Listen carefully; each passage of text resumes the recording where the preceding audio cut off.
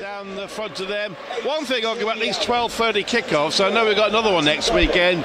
It's the sun is a bit of a nuisance at this time. It's a bit low.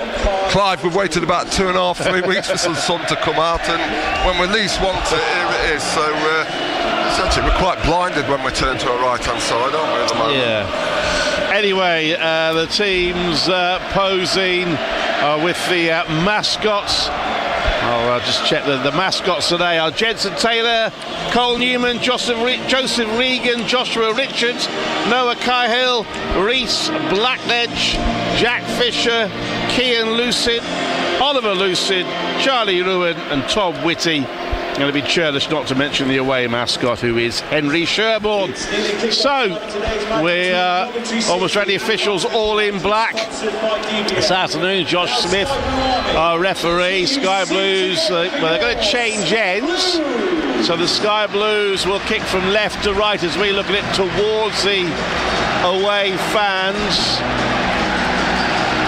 Reasonable crowd in place, particularly opposite us. It's quite full. A few gaps away to our left, but it's not a bad FA Cup turnout. But what was not, let's be honest, a particularly exciting draw from a Coventry City point of view, or to be fair, I guess, from an Oxford United point of view. I mean, much as we love our Coventry City, it ain't Tottenham or Liverpool away for Oxford, so probably not that exciting a draw for them either. But here we are, with a place in the fourth round up for grabs, and Coventry City, who for the last this is the fourth season in a row where they've been able to start in the third round, having got to the championship in that time. The third round record hasn't been brilliant. They've lost two, lost to Norwich their first season in the championship, and they lost of course to Wrexham last season. They did beat Derby here season before last on their way to a nice trip to them Premier League Southampton. But the Sky Blues have a throw on the far side. They line up with Ben Wilson back in goal, twirling his arms as he gets back to action. Milan Van Eyck on the right, Joel Latabodier on the right of the two central defenders, of Louis Biggs to his left, and there at left back is Jake Bidwell, Josh Eccles and Ben Sheaf. For the holding midfield players, Callum O'Hare behind a front three of Palmer, Sims and Sakamoto. Bidwell attacks down the left, gets the cross in, Sims back to goal, lays off as Sakamoto had to stretch a bit, tried to backheel it to Van Eyck. It was blocked, but it's come back to Sakamoto. He gives it to Eccles, who overhits his cross and out for a goal kick. A bright enough start, Steve. Yeah, very bright start actually. Coventry moving the ball around, and then when they did find space on the left, a lovely 1-2 between Palmer and Bidwell, crossing to it was just a little bit behind Sims, wasn't it? His first touch took him backwards, laid in Eccles, and then Eccles just got his ball wrong into the box. He was trying to feed Bidwell on a run, I think, and just put the ball in behind him. Oxford United with the throw.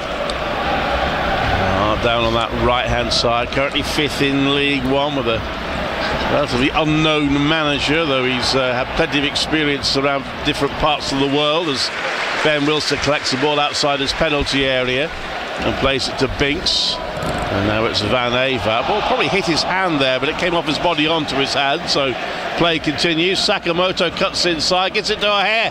First side pass to Van Eyck. He's got time here, plays it across the penalty area. Defender got there before Palmer and knocks it out for a Sky Blues throw. Yeah, first tackle down the left hand side, and now we have one down the right hand side. Van Eyck getting there. It's a shame actually, the little 1-2, he had to have a touch. If he could have put that one in first time, probably would have been easier for Coventry to get on the end of it. Oxford clear, but uncomfortably so.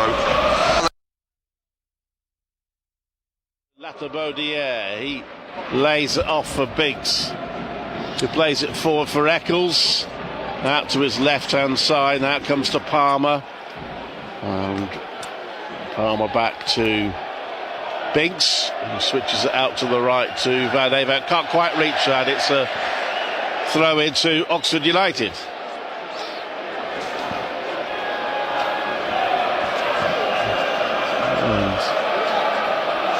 Throw in just inside the Oxford half, and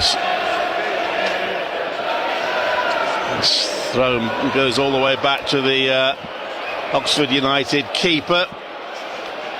And now play down the right. That goes out for a throw-in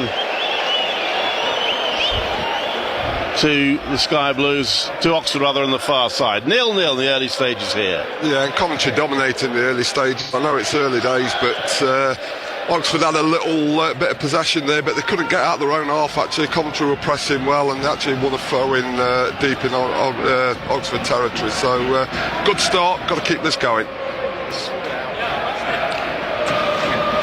The Sky Blues on the halfway line, but picked up by Oxford, and they have it now with Rodriguez, and comes to McGuinn. Again, plays it back into the Oxford half, picked up by Sheaf. Sheaf plays it forward for Sims, who's offside.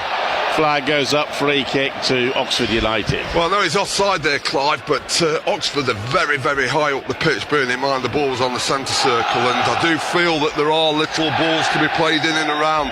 Coventry were at the best at Middlesbrough the other day when they started playing in behind the Middlesbrough defence, getting them turned, getting Sims running on those diagonals, and that was a very similar one. Probably just timed his run a little bit too early there, and it was caught fractionally offside, but that might be the way to go today, particularly early on, if Oxford are having such a high line. Free kick for Oxford, taken long, and it bounces inside the Sky Blues half, headed away by Binks, so Hare's in there to win the ball. Now it comes to Van Avac, who plays it out to his right to Sakamoto, and now back to Callum O'Hare. There's the Sky Blues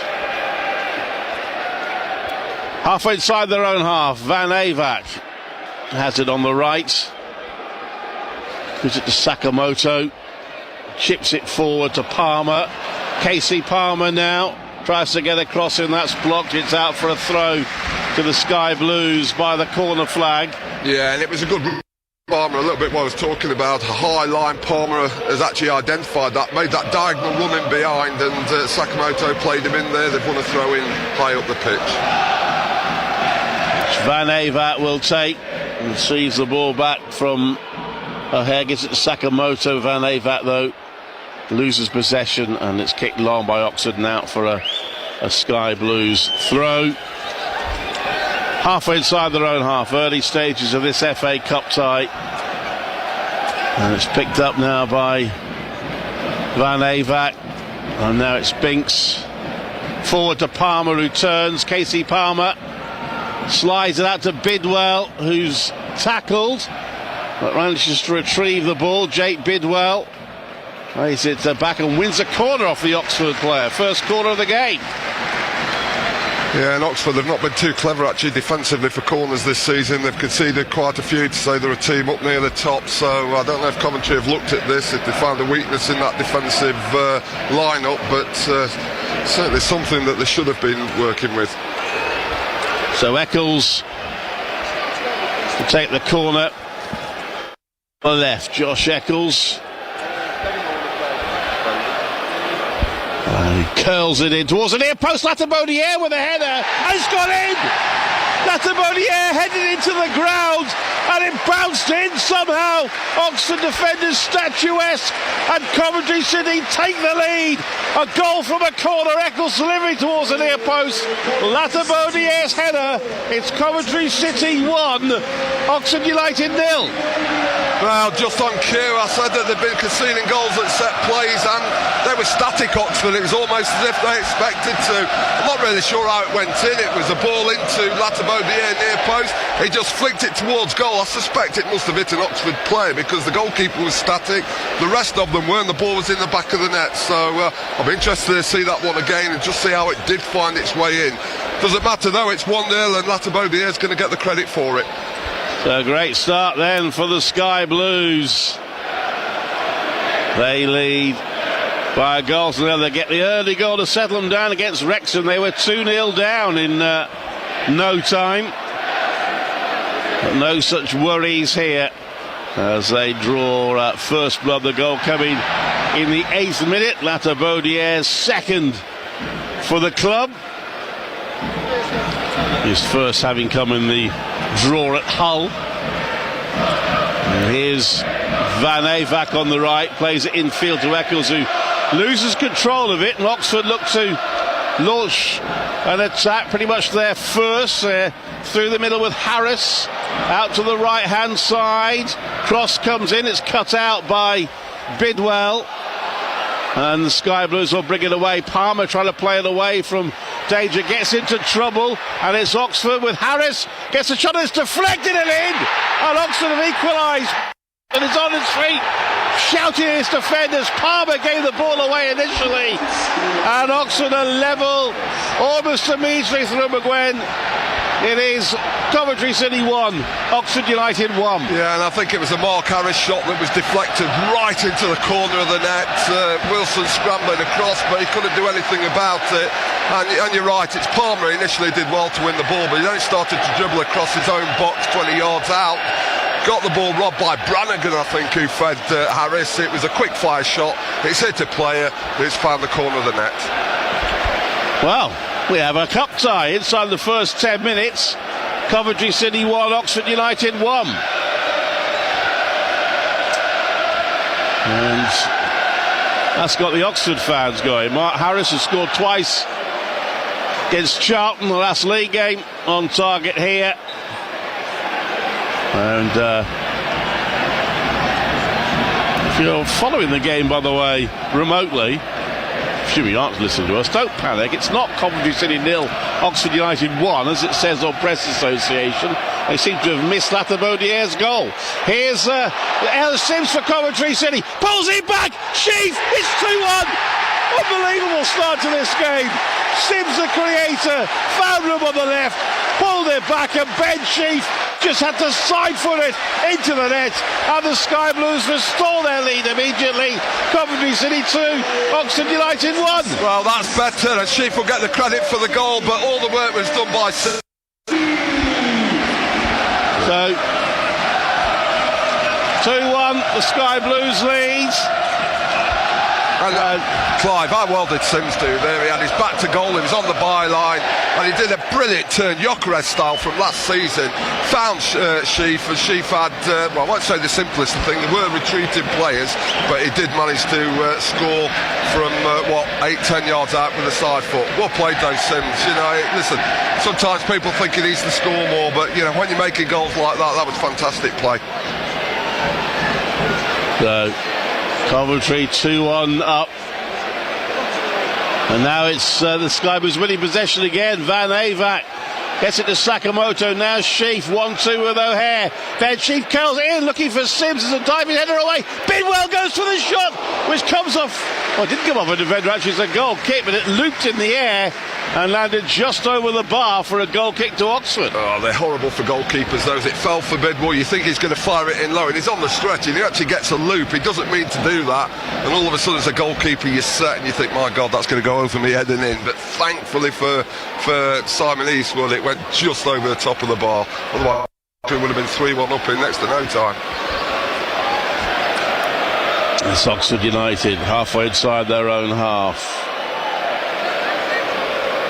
And Brown plays the ball back to Brannigan, who hits a long ball out to the right hand side, and it comes infield. Can Oxford respond immediately? Rodriguez's cross actually is headed by Ben Sheaf from outside his penalty area. He took the pace off it and played it back into the hands of Ben Wilson. They'll already be smarting from not getting the clean sheet here, will Ben Wilson? He will, and I'll tell you, that son's playing havoc with, I don't know if it had any effect on the goal, if Wilson was potentially unsighted. It's right down the middle of the pitch, and I know what it's like at this time of day. We've trained many times when it comes down, and you know, you're forever trying to cover the sun with your hand. The defenders don't like it because crosses and things from central areas is a bit more difficult to be able to pick up. Coventry are going to make sure that they try and play in the opposite half as much as possible. Coventry City 2, Oxford United 1, and It's been a good start to this cup tie. Sky Blues taking the lead with Latabodier's header. Oxford replying almost immediately through Mark Harris. And then the Sky Blues replying almost immediately through Ben Sheaf. Probably finished 2-1 now, argue at the moment. It's looking like it's going to be a high-scoring thriller. But here are Oxford on the right-hand side. Well, they'll be looking for another equaliser. They do score goals, Oxford United, but that particular effort breaks. I haven't had through the Oxford team for you. Eastwood in goal. Smith, Thornley and Brown across the back. Stevens and Bennett are the wing-backs. McGuinn and McGeachran in the centre midfield. Rodriguez and Brannigan behind the main striker, Mark Harris, who's just dispossessed there by Van Avaak, who then goes to the run on the right-hand side. It was attempted to foul him, attempt which eventually succeeds and will result in Brannigan getting a yellow card. Free kick to Coventry City. Yeah, it was a good run from Van Avaak. We know he can do that. Run with the ball is very athletic, very quick, and it was just a callous attempt to stop him in his tracks, really, by the Oxford player. He's got a yellow card for his troubles. Oxford can get back behind the ball, but Coventry have actually got it. They'll move it around now quite nicely, I would expect, and try and open the side up again. Ball's on halfway with Binks. It comes out to Van Avaak, to Sakamoto. Tries a 1-2, but it doesn't quite find Van Avaak. Slightly dangerous defensive pass, but possession. And it's played by Bennett and now cleared up towards the halfway line, and Binks turns around and plays it back to his keeper, Ben Wilson. Wearing black gear today. It's Binks to Latabodiere for Coventry City. Forward to Sheaf, who turns on it over the top. Ball for O'Hare to chase. He gets his head onto it. Sims battling for it. Couldn't quite win that tussle with defender Brown. And Coventry City get it again, and it's Van Avaak. He's in danger of being dispossessed. Gets a little bit lucky and gets the ball back again. And now it's with Binks. Louis Binks into Sheaf. Ben Sheaf plays it to Binks, and now Palmer. Coventry City passing the ball around confidently. Play back into his own half to Louis Binks. Gives it to Sheaf. Now it's Binks again back to Latabodiere. Plays it to Josh Eccles in the centre circle, and Palmer turns on the ball and races towards us, goes for a shot. Oh, what a goal from KC Palmer! He took that on himself, made the run, and then from about 25 yards out, blasted into the top corner. The goals keep coming. We've only played 16 minutes, and it's Coventry City 3, Oxford United 1. Well, that is just a fantastic piece of individual skill from Casey Palmer. He's made up for probably being instrumental in Oxford's equaliser. Just picked the ball, one or two touches, and then just let fly for about 35 yards in the top corner. The ball is curling away. It's found the corner. Eastwood again, no chance. He must be frustrated. The game's barely 15, 16 minutes old, and he's picked the ball out the net 3 times. But a shout out there for Josh Eccles, because Coventry were just moving the ball around. The ball came into him. Did nothing difficult, but could easily have played the ball back to one of his centre-backs, but he didn't. He had a touch, and he played a slightly more, adventurous ball, square to Palmer, and that gave him the opportunity to attack the defence. I'll tell you, a lot of players would have just gone back there, kept possession. Palmer would never have had that space to move into. I know that it's something Adi Vibas talks a lot about, being brave on the ball and passing forward when you can, not just going back for the sake of it, and that's one of the reasons why. Well, it's a start to the cup tie, and Coventry City at the moment in complete control of it, leading Oxford United by 3 goals to 1. Casey Palmer with his second of the season, scored in the 3-0 victory, of course, against Sunderland. So, only his 6th goal as a Coventry City player, second in the FA Cup.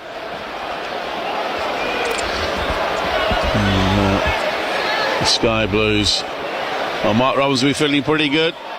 He control the tie. He might even be able to shuffle his squad around with his potential 5 substitutions. But let's not get ahead of ourselves. 18 minutes gone. Referee's telling Oxford to hurry up with the throw in. It was Bennett who was taking a while, but he's taking the throw now, and he'll get a chance to take it further up as the Sky Blues initially win the ball but then can't keep it in. And this is probably the 12:30 kick-off to be had, but there are 1 or 2 goals in the others. Leicester will kick off at 12:30 here in the league next season, are 1-0 up at Millwall through Casade, and League 2 Wimbledon have equalised after going behind to an own goal at home to Ipswich. They've equalised from a penalty from Jake Reeves, so that one is 1-1.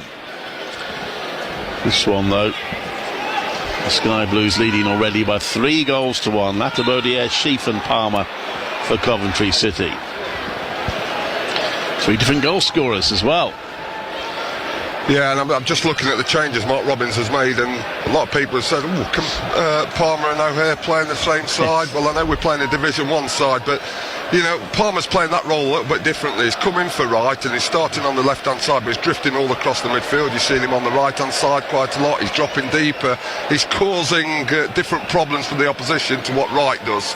And game at both ends of the pitch for different reasons.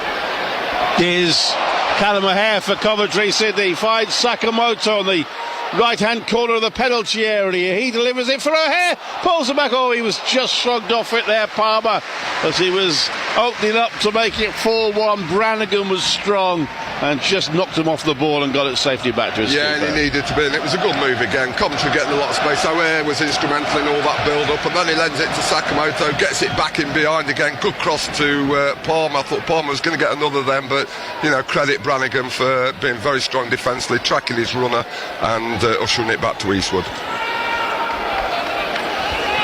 Van Avac moves forward and plays it back to halfway to Latabodiere. He plays it into Eccles for Binks. Back to Eccles. Out to the left-hand side to Bidwell. Plays it infield to Palmer. Now it's Louis Binks. Exchanges passes with Josh Eccles. Well, Eccles just caught in possession there. He was pulled back and then eventually by Harris. The referee acknowledges that, but Coventry still have the ball, so plays an advantage. And it's Sheaf on halfway line. He's getting very close attention as well. Again, the referee indicates advantage as the ball comes to Sheaf, and he plays it to the left of Bidwell. Back in field to Eccles, and now Sheaf. 1-2 with O'Hare. Sheaf plays it out to the right to Palmer. Forward to Sakamoto, touches it for Van Avac. Now back to Palmer, to Sheaf, to Van Avac, who's just come inside from the right, back to Ben Sheaf, plays it through the middle but doesn't find O'Hare or Sims, and it's cleared. It's back. Sorry, Moggy. No, I'm just talking about Palmer. I mean, you can see where he's played the last 2 or 3 minutes of the game. He's inside right midfield, like another 10 with O'Hare, so it's almost like we're playing with 2 central 10s at times, making no attempt to go onto that left-hand side, and Coventry just fill the gaps like they normally would. It's O'Hare out there, and it's good rotation. It causes problems for teams defensively to pick up players. Sky Blues fans cheering every pass now. And Sakamoto collects. And he plays it back to Palmer for Eccles. Here's Casey Palmer. Infield to Sakamoto. Just a bit of a heavy touch from him, but he recovers it, gets it back to Palmer. Now it's with the Japanese international again. The crowd urged him to shoot. Instead he plays it to Bidwell. He thought about it. Maybe thought a bit too long as he's dispossessed. And the form that Sakamoto's been in, I think I'll have had a crack from them. Was it dissimilar to Palmer's, wasn't it? Just hit the ball, he's got the confidence. The crowd will excuse you if you get it all wrong, but have a crack at goal. Oxford United, their fans cheering each pass as their team came back very quickly after conceding the first goal, but now find themselves 3-1 down. Should remember it finished 3-3 the last time these two teams. Coventry City looked like they got the winner in stoppage time. I think that's the difference between what Oxford are doing and what Coventry is. See, Coventry are passing it around in their own half and in Oxford's half. Oxford had a lot of passes there, didn't go anywhere, ended up back to Simon Eastwood. Coventry win it halfway in Oxford's half again, so they can't get out at the moment. Here's Sakamoto for Coventry City. Plays it in field for Eccles. Finds Van Avaak. Back to Eccles, gets a cross in, that's headed away. And Oxford bring it out of defence. Their big striker Harris gives it back to Brannigan, one of the more experienced players. He runs across his own penalty area a little dangerously, but manages to get it out to that right hand side. Now for Bennett, it's collected by Rodriguez. Slightly confusing. The Oxford have a Rodriguez with a Z on the bench. The man on the pitch is Rodriguez with an S. Oxford inside their own half with Brannigan. Plays it out to his right hand side for Brown. Forward to Bennett. Stevens rather, he plays it back. Oxford enjoying a bit of possession, but in the moments able to penetrate the Sky Blues half. It's played forward now for McGuinn. He gets it back to Brown. He plays it back to his keeper. And Smith forward out to the right hand side. And now Oxford switch it to the left. But it's Bennett, Joe Bennett now on the left wing for Oxford. Little step over from him. Curls across it. It's cut out by Van Avaak. Yeah, defended that well actually. Bennett getting down the left hand side. That was Oxford's best, passing routine. A lot of passes, and then they did get out eventually. Bennett can deliver, so they've got to make sure they close him like Avaak did there. Good block from him, and Oxford have got across a throw-in not far from the corner flag. Here Oxford United, McGeachran, well, no, they can get one goal back, then the tie will be very much alive again. And played across their back three. And see work by Smith, the plays it out to the right. The through ball aimed at Stevens was overhit and rolls out for a Coventry City goal kick. 3-1 the Sky Blues lead. That's some there you can see, can't you, for the goalkeeper now. It's just in the 6-yard box, really low, and I'll tell you, it's a nightmare for goalkeepers, defenders there. Sky Blues just been put under a bit of pressure. Ben Wilson just pressed there by Harris, gets the ball to Binks. He plays it forward, finds an Oxford player, but the ball comes back for Ben Sheaf for Coventry City. Sheaf now out to the right to Sakamoto. Sakamoto to Van Avaak. Infield to Eccles, touches it back to Sakamoto for Sheaf. Now Palmer back to Ben Sheaf. Coventry City playing with confidence as you'd expect, on a decent run anyway, and now leading this one 3-1. Here's O'Hare out to the right to Van Avaak, infield to Sakamoto. Comes to Sheaf for O'Hare, first time touch to Sakamoto. Now Sheaf outside the penalty area, tries to curl a shot in. It hits the back of McGeachran, but it will come back for Palmer. Crowd want him to shoot again after his previous effort. This time he lays it off for Eccles. For Van Avaak on the right wing, infield to Palmer. To Van Avaak, the Sky was looking for an opening here. Van Avaak stumbles under tackle. Referee sees nothing wrong with the challenge, but Coventry get it back with Palmer laying it off for Eccles.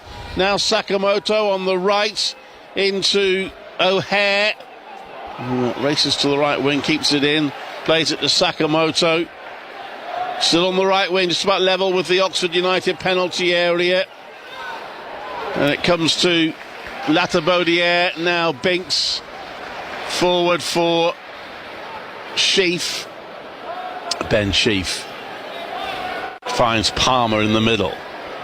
Short pass to O'Hare. Coventry in complete control at the moment.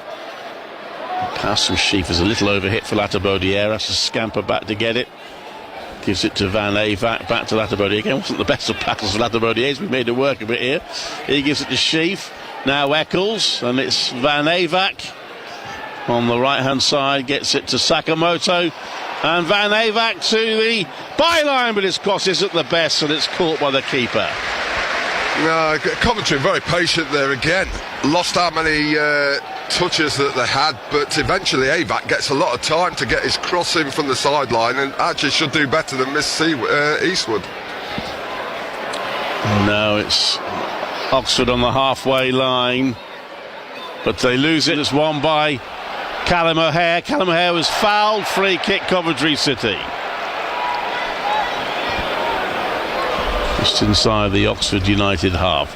Coventry 3, Oxford 1, 29th minute.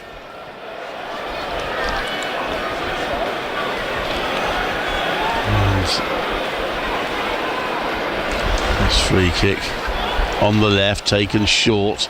Palmer for Bidwell now, back to Palmer. He plays it back to Eccles, exchanges passes with Palmer.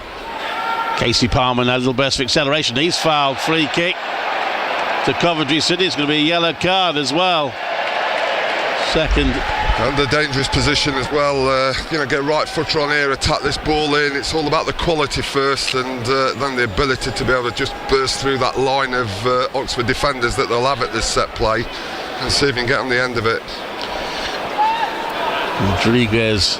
This will be a nightmare situation for Oxford again, because as I say, defensively they've been poor at set plays this year. They've already conceded one, and they won't be looking forward to defending this. It gets the yellow card, so this free kick on the left wing. Jake Bidwell and Josh Eccles over the ball. Eccles having already provided the assist from a corner. Every Oxford player is back in the penalty area.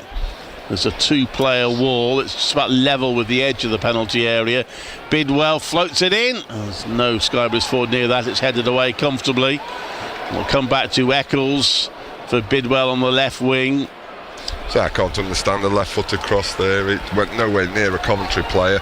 It's got to be whipped in towards the far post, so that even if you don't get on the end of it, you can score direct at the far post. It often happens. The players it cause a problem for the goalkeeper, and they take their eye off the line of the ball. Sakamoto on the right wing for Coventry City. Oh, he dummies nicely. Then tries to get a right foot cross in. That's blocked. Sky Blues get a second corner, having scored from their first. Well, it did well, Sakamoto, but you can see Oxford had done their own work on Sakamoto. They doubled up on there, a lovely little turn, but Brannigan had read the turn. He'd got in the space behind him almost before he actually went there and managed to block the cross. It's Eccles to take the corner. He makes a signal and plays it towards the far post. Defender stretches to head it away. Comes to Sakamoto, who lobs it up in the air. He's trying to get it to bring it down on his foot, couldn't quite. Sims, or the Latabaudiere, brings his man down. He's penalised him. Bit lucky there. Latabaudiere not to get a yellow card. I can only assume the referee thought it wasn't deliberate, because he has got it now. Oh no, I don't think he has. I think it's the Oxford player's got it for dissent. I think McGeachrin was complaining that it wasn't a yellow card, so he got one instead. Well, I've got sympathy if that's the case, because I don't think Van Avac needed to bring anybody down, and he didn't realise it was going to a Coventry player. For me, was it Latabaudiere? Latabaudiere, I think, yeah, sorry. He didn't need to do that, because Coventry were going to pick up possession, but for me it was callous. He knew what he was doing. Should have had a yellow card. I think that's what McCreachan was complaining to the referee about. Just to clarify, yellow cards do not count beyond the FA Cup. If you get yellow cards in consecutive FA Cup games, you miss the next tie. That is unless you get two yellow cards in the game and it becomes a red, and that does count then for all competitions. But that's clear. Oxford inside their own half. Have it with Brown. Plays it back into Saunderley. To his right hand side to Smith. Collected by Brannigan. They've played themselves into a bit of trouble. Palmer pressing here, putting Smith under pressure, and still Oxford struggling to get it away, and Palmer winning it again. He goes down a little bit too easily. The referee tells them to get up, and Oxford now look to launch a counter attack. They have it on the left wing with Bennett. Joe Bennett crosses from deep, it switches it out to the right hand side, and now it's volleyed into the penalty area, just too high for Harris. Latabaudiere gets a head on it, but it's back with Oxford again. They can try and get the ball in again with Smith. I've been informed it is Smith, by the way, even though he's got a Y in his name. And it's switched out to the left hand side for Bennett. Joe Bennett plays it into the path of McGuinn. McGuinn with two defenders on him. Latabodiere makes a tackle, throw in Oxford United. You can see they're a decent side in possession, Oxford. They move it around well. They try and use Joe Bennett very wide, don't they? He's the attacking wing back on the left-hand side.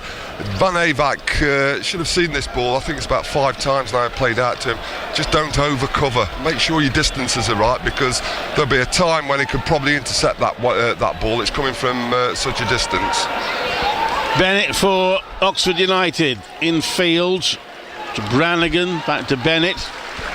Take it back towards halfway. Brown plays it deep back into his own half. And Oxford now with possession. But a through ball is intercepted by Sheaf. He tries to go to run but doesn't get too far before. Should have played Sims. Yeah, lost. Great interception, but he's got to then play Sims in behind. Brannigan took it off him, and now Oxford chip the ball in towards Harris at the edge of the area. He gets his head to it, and Wilson has to come out quickly as Oxford forward was threatening to get on the end of that, but he was there in time to deny Rodriguez. Was Wilson, and it remains 3-1 to the Sky Blues, and over the top ball has found Sims. Sims with a volley. It's over the bar. Well, that's what you've got to do. Turn this Oxford team that are quite high. They did it effectively. The centre half, I think it's Thornley, wasn't it, that couldn't deal with that, with Sims. Sims did really well, and then momentarily he's got to just lift that over the goalkeeper. He didn't. He just delayed it a little bit, and then he's having to fire it at a different angle. Height to the ball's a bit different, and it goes over the bar. And that's just that little bit you want Sims to improve on. There was a goal there for him, a simple little lob over the goalkeeper who's way off his line. Oh, a good interception again from Sheaf, and he's found O'Hare, just lost control of it, which allows Oxford United to move forward. Brannigan out to the left for Bennett. Joe Bennett stops and checks. A lot of the Oxford players are wearing a sporting vest under his shirt. Moves it back into his own half for Brannigan. Switches it out to Smith. Right wing back Stevens. Back to Smith. Oxford trying to be patient. Comes to Bennett. Tries a little back heel, but it's cut out by Van Avac. Bennett retrieves it. Oxford backed by about 3,000 Oxford United fans behind the goal to our right. We've seen the ball in their net 3 times already. Coventry City leading 3-1. It's Brannigan for Oxford to Brown. Plays it back to his keeper, all in green, Eastwood. A veteran keeper, long kick from him. It's one in the air by Latabodiere. And now Sheaf finds Van Avac. Ben Sheaf, short pass for Van Avac, who tries to go through a couple of Oxford players, but it's intercepted by McGuinn. He plays it forward to Harris, their goal scorer. Harris tried to find McGeachrin, but it was cut out there by O'Hare, and Coventry have it again with Sheaf. Back to Louis Binks. He'll be wondering if he's in the team for the Leicester game next weekend when Liam Kitching is back from his suspension. Has Louis Binks done enough to keep his place? He has it now. Forward to Palmer. Now Eccles. Got to come out this way. Van Avac standing there in lots of space. They've got to get the ball out to him. He'll probably come now. Latabodiere plays it to Van Avac. He moves inside. It's too late to play it to him, though. I mean, he had loads of space, and they had 3 passes to get to him. 1 pass would have done, and they had options to do that with 1 pass. Foul by Van Avac. Free kick to Oxford inside their own half. Still, it's got a bit dull now. 3 goals in the first 17 minutes. We haven't had one for 20. So you're on about the sun going down behind the stand. Well, yes, mercifully the sun has started. It's not bothering us anymore. It shouldn't be bothering Ben Wilson anymore either. It will be on his line. Yeah. It'll be just about eye level. You can see him covering his hand now. The referee played an advantage, but actually Oxford didn't want Rodriguez, who's already on a yellow card, has got to be a bit careful.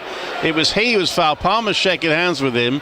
The referee tried to play an advantage in fairness. Rodriguez stayed down, so an Oxford player kicks the ball out, and then Rodriguez gets straight back up again. So I'm not quite sure why he's blaming the referee for all that. Well, Sky Blues obligingly give the ball back from the throw-in. It amazes me they spent 90 minutes trying to get each other sent off, and then they give the ball back sportingly to the opposition. There's just, you know, there's no levels, are there? That's better. So you see Van Avac there, he's got his distances with the wide man right, and when the long ball's played there, he can actually get there and intercept. A lot of the time he's probably just a little bit narrower towards Latabodiere. Sakamoto went on a mazy run, but eventually he was stopped. Throw into Coventry City. Mark Robbins a bit of gesticulating and getting his instructions onto the field as O'Hare gets it to Sakamoto. He's tackled out for a throw into the Sky Blues. I guess, I don't want to get greedy, and I certainly don't want to take anything for granted, but Mark Robbins will be thinking, get another one before half time, and he can start thinking about the next game in terms of who he has on the pitch. The throw in over the top for Eccles. Plays it to Sakamoto. For Van Avac, Sakamoto knocks it back to Latabodiere. Here's Binks. Louis Binks slides it forward to Palmer. Little back heel for O'Hare. Oh, he might have gone for a shot. He's played it to Sims instead, to Palmer. And Casey Palmer to Van Avac. Now Sakamoto. Oxford have closed a few of the gaps, but it's Palmer. Oh, he tried to find Van Avac. Sure, O'Hare was going to shoot there. Yeah, he should have shot. I mean, it's on his left foot. It's not a great position to shoot. But what you've got to think there is, if you hit the target, you can deflect off a defender. Lots of things can happen, and you're sometimes better doing that than just going. And sometimes Coventry are guilty of overplaying, trying to get the perfect chance. That was the case there. Just swing your boot. That's what Palmer did from 35 yards for his third goal. That flew in the top corner.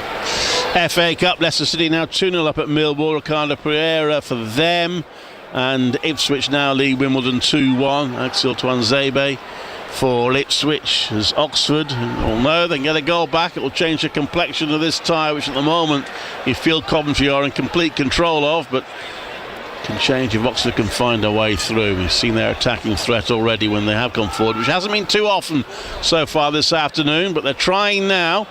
And a nice through ball from Rodriguez out to the right wing. It's an offside flag up. Harrison strayed offside. He mishit it anyway as the cross came in from Stevens. Well, a really nice move from Oxford. They can move the ball, they can pass. They have got goals in front of them. They've got two strikers up there that can score goals. We know that from what they've done in Division 1.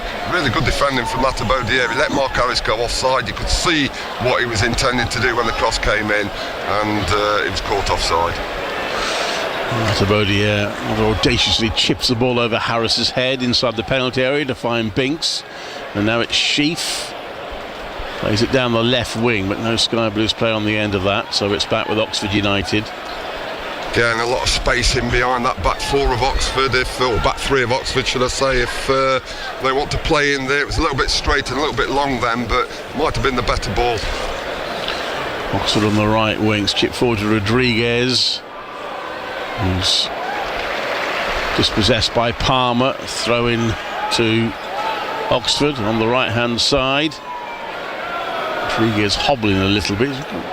Palmer's giving him fair. They're shaking hands twice, but Palmer's certainly making sure that Rodriguez knows he's there. And Oxford United have it inside their own half. Geachrin finds the ball back to Thornley. Now it's whipped out towards the left, looking for Bennett.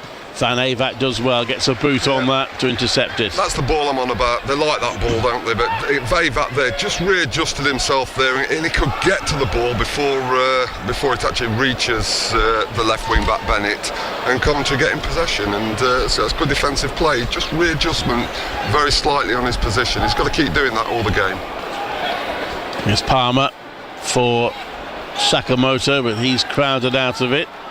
And Oxford United bring it away. 2.5 minutes to go to half time. Bit of stoppage time with all the goals in the first half. And it's now with Brannigan, Cameron Brannigan, Forward to Harris, plays it back into his own half, and now it's Rodriguez who turns on the ball and plays it in towards the edge of the area. It's cut out. It's won again by Oxford, and now it's Gawain back to Bennett. His ball into the middle for Brannigan. Now it's Rodriguez again. Oxford inside the Sky Blues half. Coventry City looking solid at the back, and it's won by O'Hare, and Coventry have it back again. Palmer gets it to Binks. Crowd appreciate that. And the Sky Blues now start on their way. There's Milan Van Avac back to Joel Latabaudiere. I just wonder which part of the pitch he's on. He's a centre half today. Plays it out to Binks, to Bidwell. Now it's Palmer. Louis Binks to halfway to Sheaf. Exchanges passes with Eccles, and now it's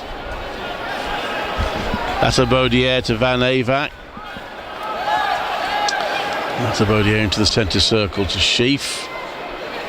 Then Sheaf to Louis Binks. And now it's Van Avac. Passes it back to Ben Wilson. Last minute of normal time in the first half. It's been an entertaining first half, a flying start. The Sky Blues 3-1 up inside 17 minutes. Now it's Sakamoto out to the right to Van Avac. Can they get another one before half time? Van Avac moving towards the byline, stops and checks. Plays it back to Palmer, finds Eccles in a bit of space. Josh Eccles for the Sky Blues, turns, plays it back to Casey Palmer, scorer of the third goal, the most spectacular of the goals in this game so far. He plays it back to halfway to Latabaudiere, who started the scoring. Gives it to Binks. Joel Latabaudiere to Binks. 3 minutes of first half stoppage time to be played. It's Bidwell infield to O'Hare.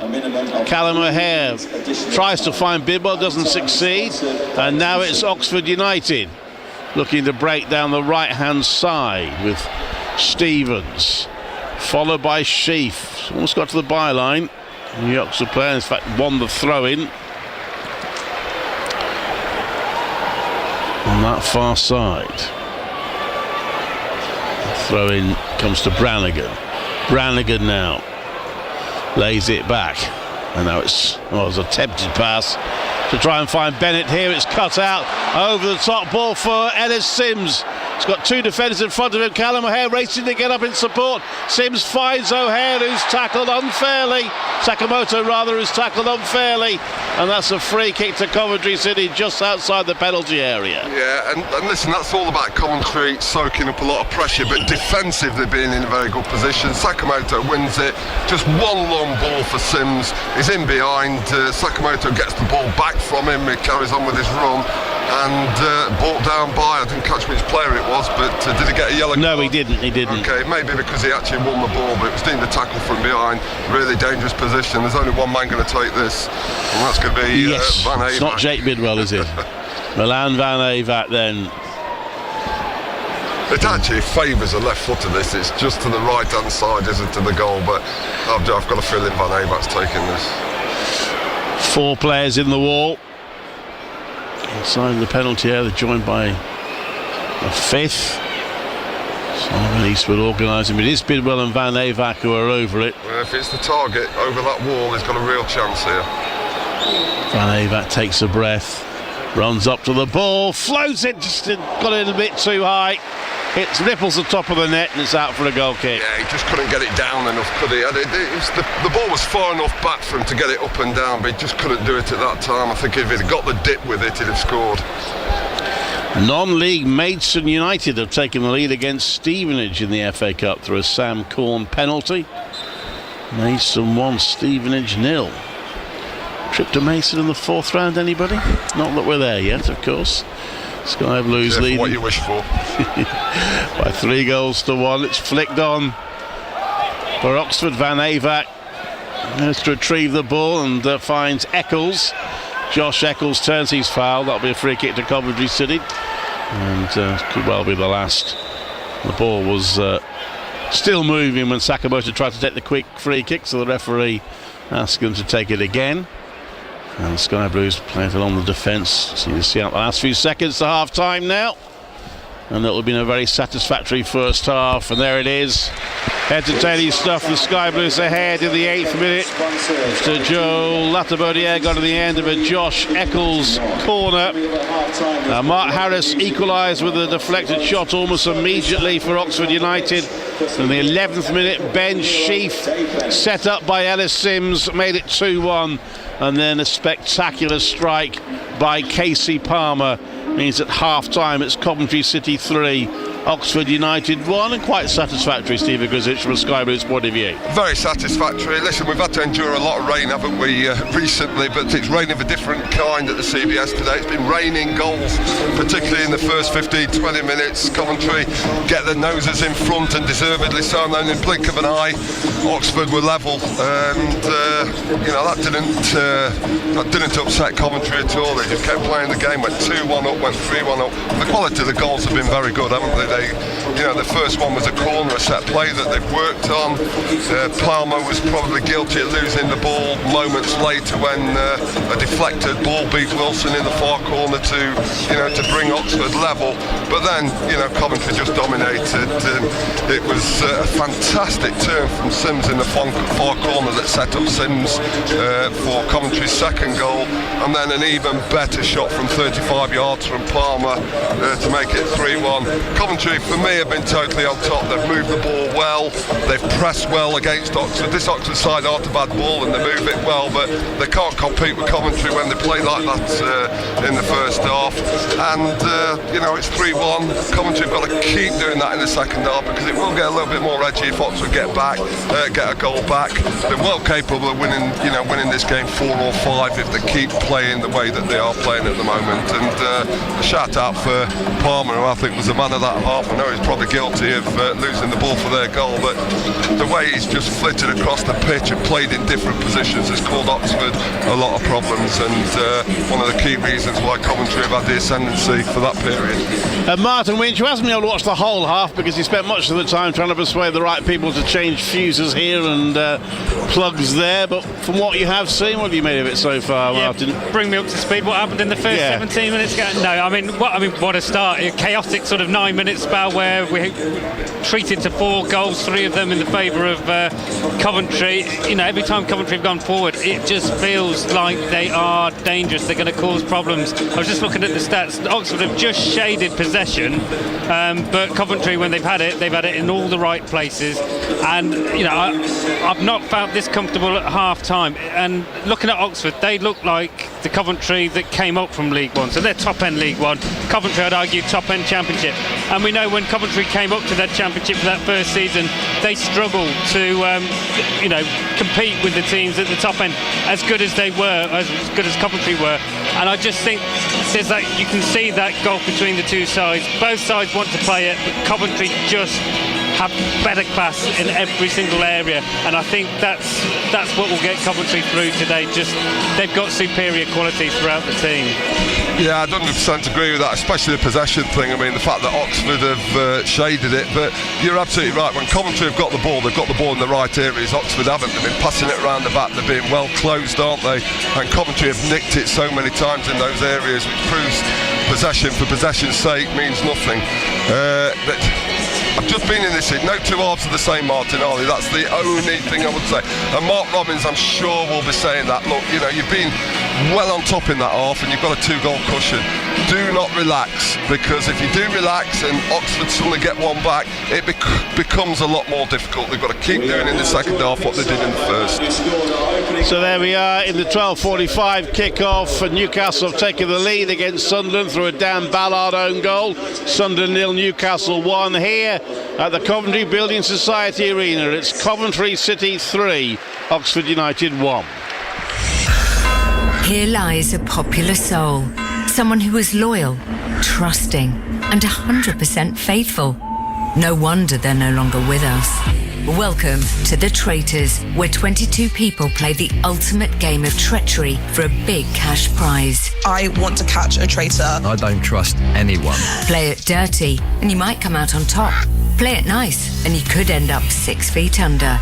Prepare for the worst, hope for the best. The Traitors. Watch on BBC iPlayer. BBC CWR there, just talking to FA Cup hero Dave Bennett as a guest of the Former Players Association here at the arena on the big screen at the moment. 3-1 for Coventry City. Casey Palmer's goal is worth watching. You can actually catch that now on the BBC website if you want to take a look at that. The Sky Blues leading by 3-1 here. In the other early kickoffs in the FA Cup, and there have been a few of them. League 2, Wimbledon 1, Ipswich 2. Wimbledon did equalise after Ipswich took an early lead, but Twanzebe has got Ipswich back ahead again.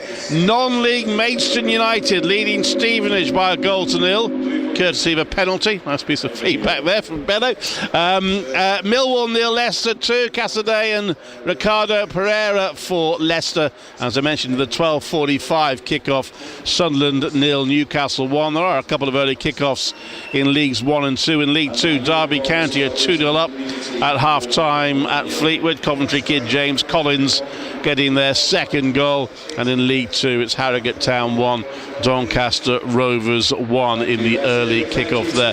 Last night, by the way, Nuneaton Borough getting a 2-2 draw at home. I say at home, a home fixture to Hitchin, played at Barwell. Matty Stenson scoring at stoppage time in Jimmy Ginelli's last game in charge at Nuneaton Borough. Here then, with goals from Joel Atabodiere, Ben Sheaf and Casey Palmer, the Sky Blues leading by 3-1 at half-time. If the Sky Blues go all the way, maybe we'll get a statue of Mark Robbins and Adi Vivash somewhere at the stadium. In the meantime, a statue to celebrate the careers of 2 Coventry City legends has been announced. The monument, is set to honour George Curtis and John Sinnott for their efforts in guiding the club to victory in this competition back in 1987. The statue will be installed near the south entrance of the Coventry Building Society Arena, and I've been speaking to Joe Elliott, who's chairing the fundraising committee at the launch event earlier this week. We really started in March last year. We obviously needed to step very carefully with the families, but they've really warmed to the idea. They love the idea. We've had some fantastic donations already, and as I speak, after my interview on Breakfast Show with Richard, I think there's already £1,800 gone in the fund, so we're doing well already. 87,000, a lot of money to get, but I'm sure that we will. And of course, if people donate £500, they get their name on the statue as well. And tell us a bit about the detail on the statue. Where's it going to be? It's going to be at the south end by the players' entrance and Club Superstore. We don't know exactly where. It depends on the groundworks, but the arena are being very, very helpful and working with us, and the football club. So it's an absolute dream. Everybody's getting on so well. It's a community event, this, Clive. It's not just football. It's a community. It's about a city that was brought together by the football, but it's something that people in the city enjoyed. Whether they went to the final or any of the matches, it was giving people pride in their city. It's obviously important the statue's got right, and you've got a very experienced sculptor in to do it. Yes, he's absolutely brilliant. He's well experienced on football statues, but on all statues, and he's a great guy to work with as well. We've really enjoyed working with him. So you'll have Jimmy Hill, and you've got Curtis. You've obviously got to leave a bit of space for Mark Robbins and Adi Vivash. I would think there's every probability, Clive. The natural world continues to surprise us. On BBC iPlayer. See mysterious creatures. Witness spectacular wonders. Planet Earth 3. Watch on BBC iPlayer. Every Sky Blues game live. BBC CWR Sport. Just showing some of the 1987. Oh, diving headed from Alchin. There we go. Just showing the 1987 FA Cup final on the big screen here at the arena. Long way to go for the final, but the Sky Blues in a good position to secure a fourth round place, albeit it's not yet job done. They lead by 3-1 at half time. Ray saying bit early to take your foot off the gas, question mark. One more goal back and there could be trouble. They'll come out fighting in the second half. Sure, that's undoubtedly true. And Pete just asking, why don't keepers wear a baseball cap? Westwood always wore one.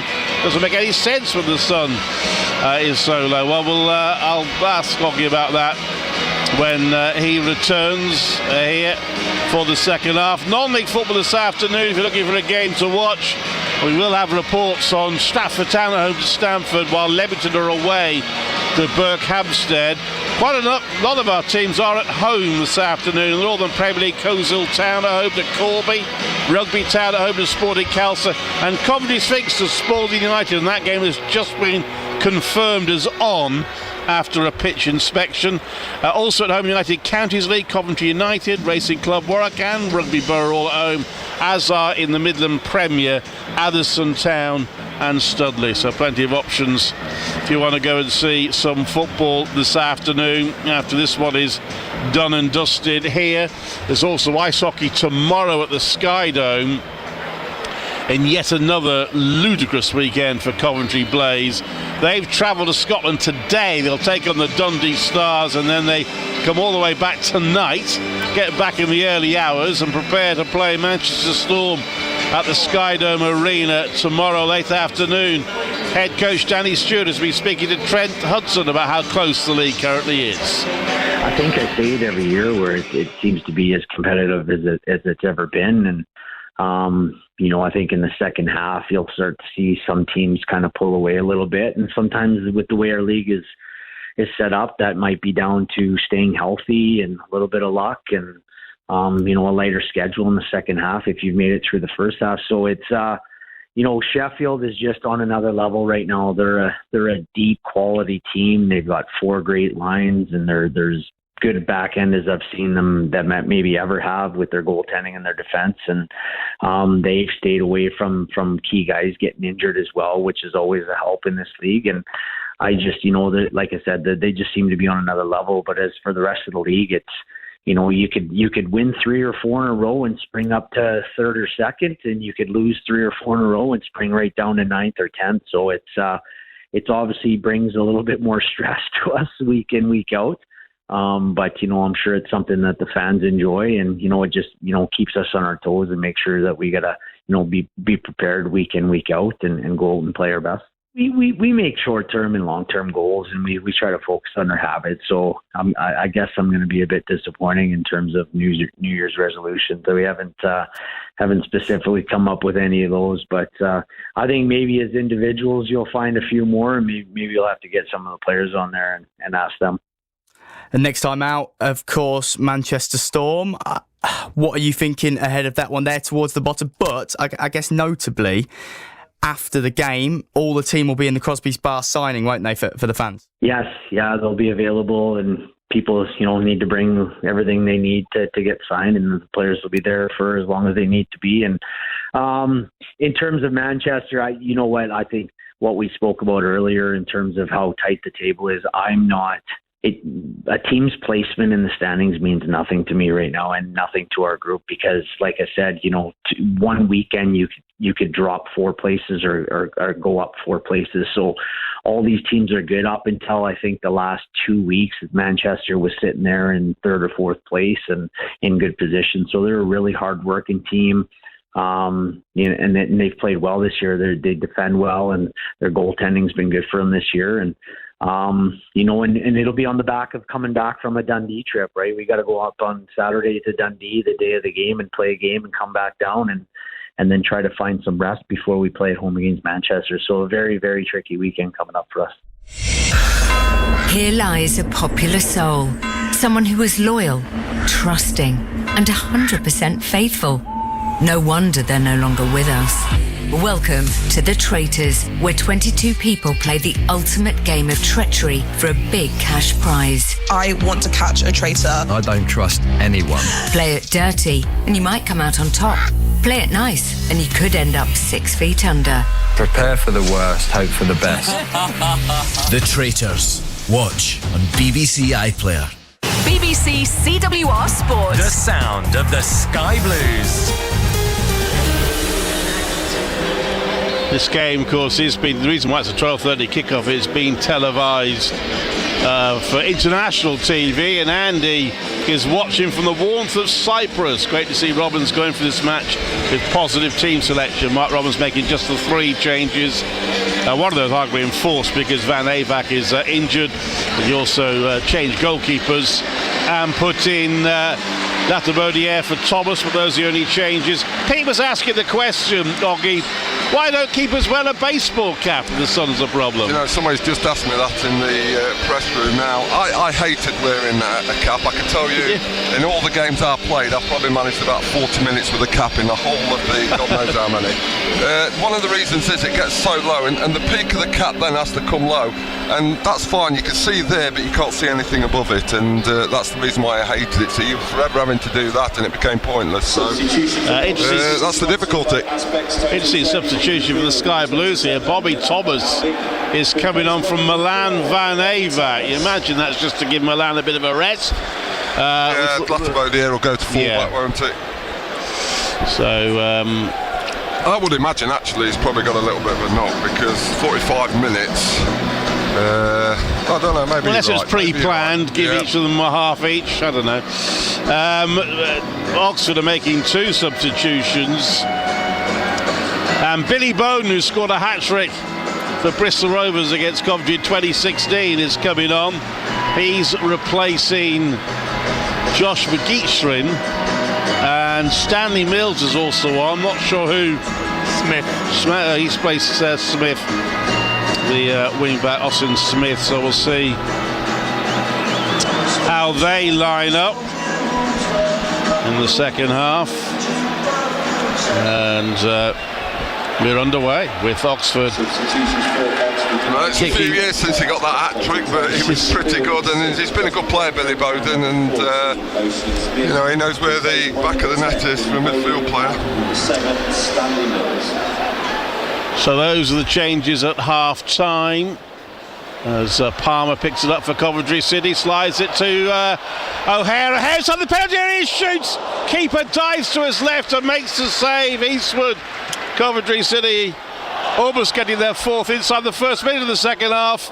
They might yet as the cross comes in from the right, but that's headed away. And eventually Louis Binks commits a foul free kick to Oxford United. So the Sky Blues now have Ben Wilson in goal. Joe Latabodiere, who started at centre half, has switched to right back. And then you've got Louis Binks and Bobby Thomas restored as a central defensive partnership. Jake Bidwell at left back, Josh Eccles and Ben Sheaf in front of the back 4. And Casey Palmer on the left, Tat Sakamoto on the right, Ellis Sims in the middle with Callum O'Hare behind him. Try and work out how Oxford United are lining up in this second half. I think they've gone to a back 4. Yeah. The ball is played out to the left-hand side. And back to the keeper. Played over the top for substitute Mills to chase. Mills has it now and plays it infield to Brannigan. Out to the left-hand side where Bennett has moved forward. And Bennett now is, well, he goes down rather easily there, but he does get the free kick.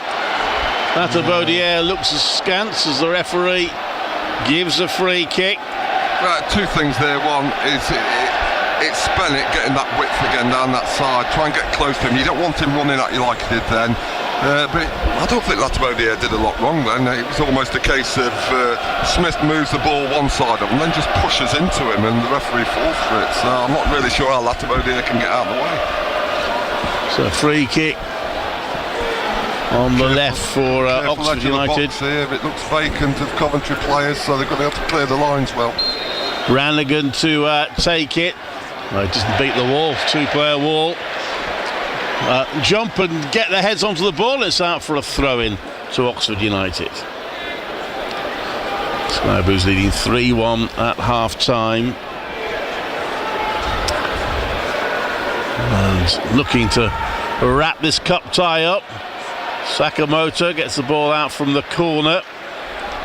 And let's play back to defence. And picked up here by Oxford, were then intercepted by Ben Sheaf, and Casey Palmer is fouled. The referee's played the advantage. Sheaf gets it to Sims just outside the penalty area, and it's Sims with a shot. Defender makes a tackle and the ball loops up into the goalkeeper's hands. Well, it's the second time Coventry got forward in this the early stage of the second half. O'Hare, by the way, just before doing really well, cuts inside, looks like he scored in the bottom corner, and Simon Eastman making the save of the game so far, low down, pouring it away with his left hand, and then it was Sims breaking down the right there, had a shot, it was on target but well blocked by Oxford. Here the Sky Blues again with O'Hare for Palmer. First time strike was a decent one, and he's got a penalty. Although he got the shot in, he was caught late, and the referee points to the spot, and the Sky Blues get a penalty. Yeah, brilliant work really. O'Hare actually getting it 1-2, pulling it back for Palmer. A bit worried actually because he's banged the ball there and caught the boot of a Oxford player. That'll be pretty sore, and Callum O'Hare's put the ball on the spot. He's not going to let anybody else take it. Oh, interesting one. I think Josh Eccles just popped over there. Are you sure? But well, it is going to be Callum O'Hare with the penalty for Coventry City. A chance to make it 4-1. Well, he's not a power merchant, is he? So if I was a goalkeeper, I think if I go the right way, I might make the save. Let's see if it gives him the eyes. Callum O'Hare runs straight at the ball, little skip, and then he rolls it in. A cocky penalty from Callum O'Hare. It sort of leapt in the air as he ran up to the ball and then rolled it into the net. He's been practicing that, you can tell. And the Sky Blues surely have their fourth round place, all but one. It's Coventry City 4, Oxford United 1. Well, he's practiced that one, hasn't he? We won't get a chance to see it much with Godden and who else was the penalty taker for Coventry, but when O'Hare took that, it was brilliant. It jumped up in the air, waited for the goalkeeper to go to ground, just side-footed it in the opposite side. So if he can do that every time, it'll be Coventry's penalty kick taker. Yeah. Well, Ellis Sims might have thought he would have a chance of taking it, but... Well, he might be twice the size of O'Hare, but he's never got the ball off him. 4-1 the Sky Blues lead, and in control of this tie now. And it was great play from O'Hare in the first place. He had a little 1-2, he got down the side, lovely ball back to Palmer.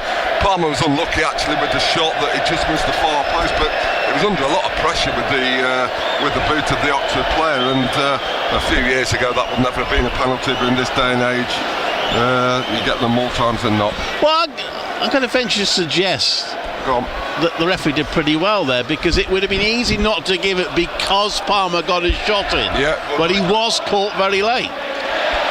And there's an argument to say that he got his shot off before there was contact as well, so I don't know. I mean, he's going to block that. Good run from Bidwell. Here's Bidwell down the left-hand side, floats it in, looking for Sims, but it's cut out by Brown. And clear by Oxford United. See their FA Cup slipping away. Of course, they've got through 2 rounds to get this far. And now it's Callum O'Hare for the Sky Blues. To Palmer, little backheel back for O'Hare, who has to run round a defender to reach it. Does so and gets it to Palmer. Palmer with a shot, that's blocked. Comes to Eccles. Crowd wanting the Sky Blues to shoot every time they're on the ball now. It's Sakamoto. Plays it back for Eccles.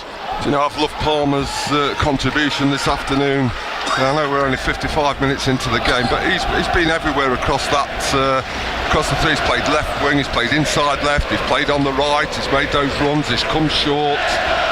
And here's Sims now, who pulls the ball back from the byline, but no one there to meet it. You know, and when a player like that's playing, and Yad O'Hare that does a very similar thing, they're very, very difficult to play up. Those two could definitely play together in a side. They'll come up against better opposition, obviously, at championship level in terms of speed and athleticism, but you know, the cleverness of the way that they move and the things that they do is a sight to behold at times. Here's Bidwell, Sky Blues. So it comes to Mills for Oxford, plays the ball down the line, that's cut out. Sky Blues fans in good voice. The ball is played back towards the keeper for Oxford, who line up with Eastwood in goal. They have a back four of Stevens, Thornley, Brown and Bennett. McGuinn and Mills in midfield. Mills out wide, Rodriguez, Bowden and Brannigan, and Matt Harris up front for them. It's Bidwell over the top for Sims to chase. He'll want a goal now. The team 4-1 up. Yeah, they've got a problem, Oxford, because they want to play two strikers. They're 4-1 down. They need to score themselves. The problem is they put two strikers there. Coventry flood the midfield and they can't get out. And then Harris has to come in short, or Rodriguez, and you know, all of a sudden they're not quite as potent then when they get the ball. Oxford now play a long ball upfield. That's cut out by Binks, picked up again by Mills, and gives it back to McGuinn. McGuinn is dispossessed though by Sheaf for Eccles to Latabaudiere. Sky Blue's been pressed here. Get it back. The keeper Ben Wilson plays it forward to Thomas, and the Sky Blues bring it away. They lead by 4-1 here as Palmer chests the ball into the path of O'Hare. He tries to go on a run, but he's denied by Stevens, who made the interception. But here come Coventry again with Palmer. Casey Palmer moves inside, slides it through, looking for Sims, couldn't quite find him. Well, I was just about to say that they're playing really well together, O'Hare and Palmer, like radar, they know where each other are, and then he gives it in when he just stops his run, so they don't get it right every time. Half time at the Stadium of Light, Sunderland 0, Newcastle 1. Throw for there's a foul there by Eccles, just caught Rodriguez late. He's been in the wars a bit, Rodriguez, this afternoon. Free kick to Oxford. Next up for the Sky Blues, another 12:30 kick-off on a Saturday afternoon against Leicester in the Championship. That'll be a big one. It's going to be pretty much a full house here for that one. Not a full house today, but a respectable attendance. Haven't had the exact figure yet. Here are Oxford United on halfway, switching it out to the left-hand side. Break into the Sky Blues attack area. The ball slid across the penalty area there by Bennett, and just needed a touch from somebody, no one quite able to get on the end of it. And they worked it well, Oxford, actually, very, very quickly out to the left-hand side. That's been their biggest threat. Bennett, the fullback now, is keeping his width, he's getting very wide. Coventry is struggling to get to him. He can then run at you, he can play a little 1-2, he can go by you. In that case, he puts a lovely ball in behind the Coventry defence, and I think it's might be Harris that just can't quite get on the far post to slide it in. And now a shot from outside the area from Brannigan, but it's well wide. Goal kick to the Sky Blues. Millwall have got one back against Leicester. Duncan Watmore has scored it. Millwall 1, Leicester City 2 in the FA Cup. Sky Blues here have been pretty much in control, notwithstanding the Oxford equaliser early on. They've pretty much been in control from the start, and it's now O'Hare finds Palmer.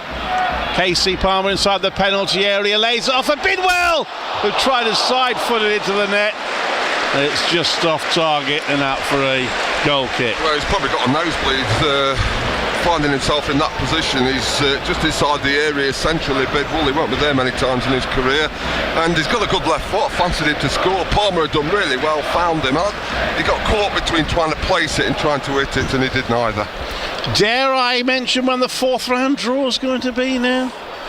It's going to be on Monday nights before the Monday night game at 10 to 8.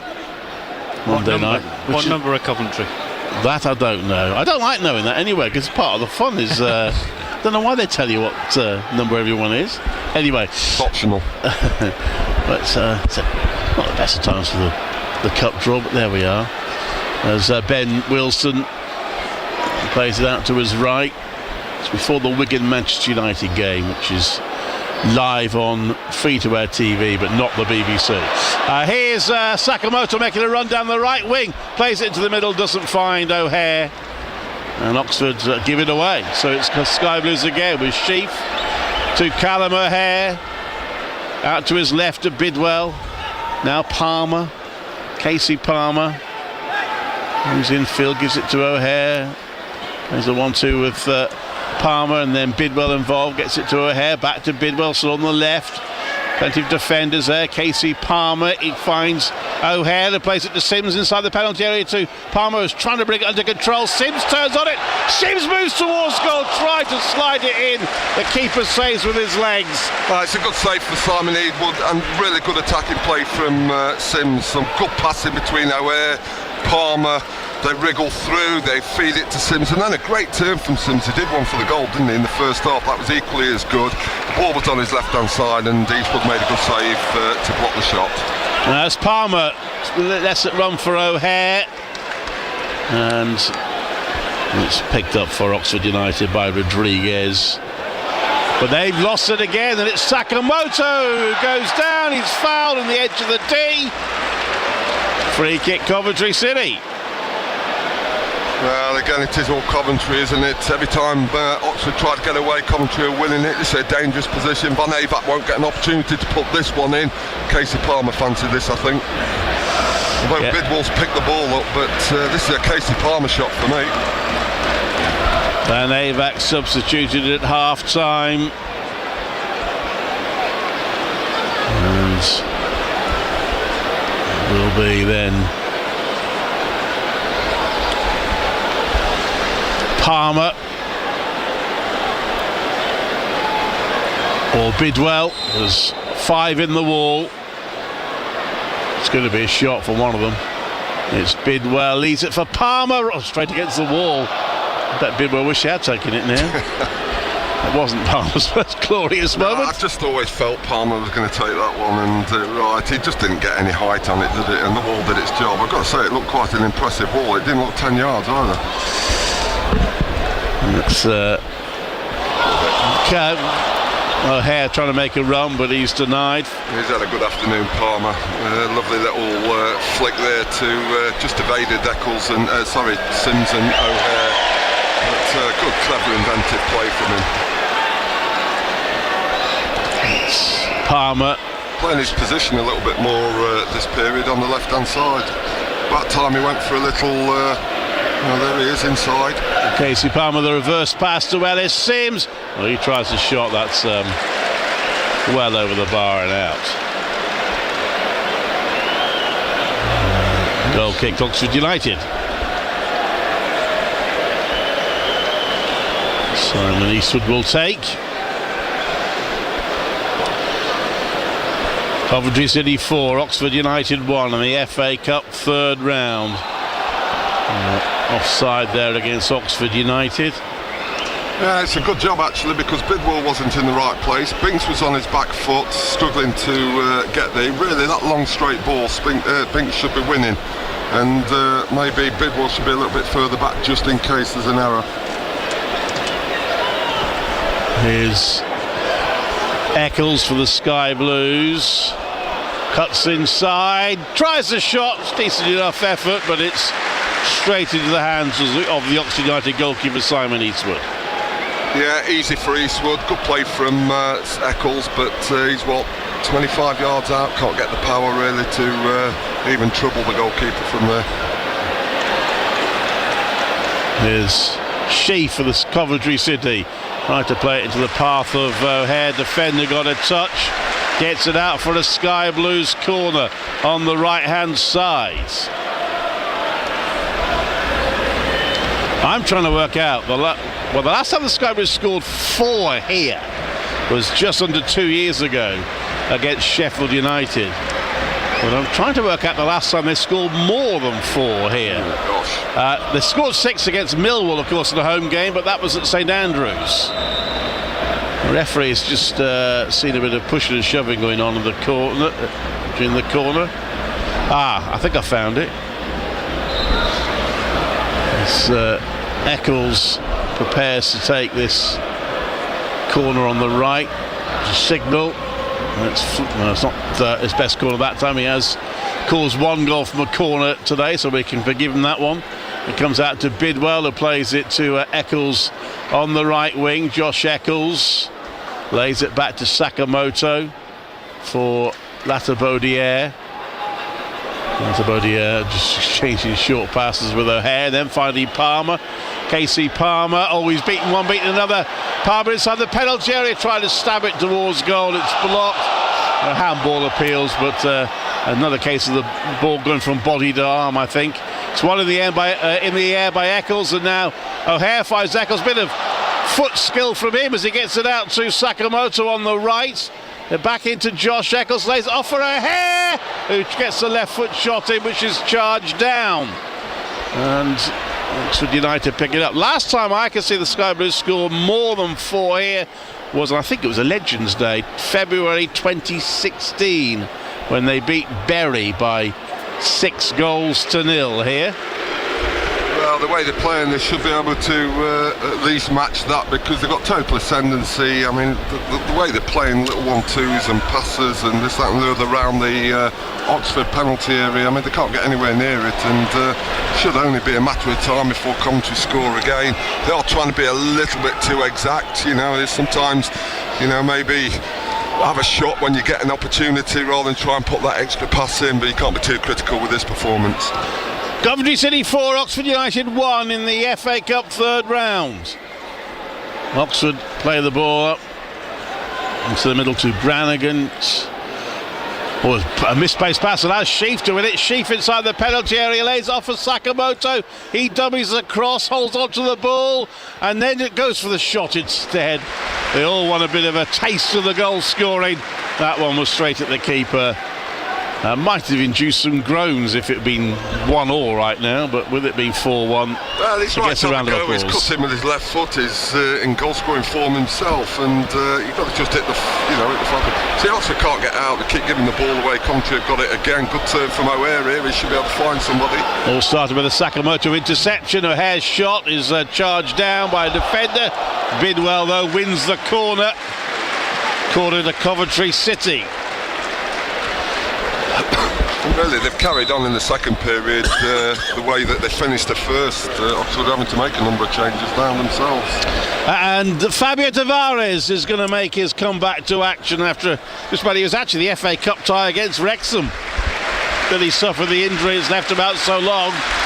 Also coming on is De Silva, and Tat Sakamoto gets a standing ovation as he leaves the field. What a great run of form he's in. De Silva comes on for him, and it's Tavares for Callum O'Hare, also gets a terrific reception.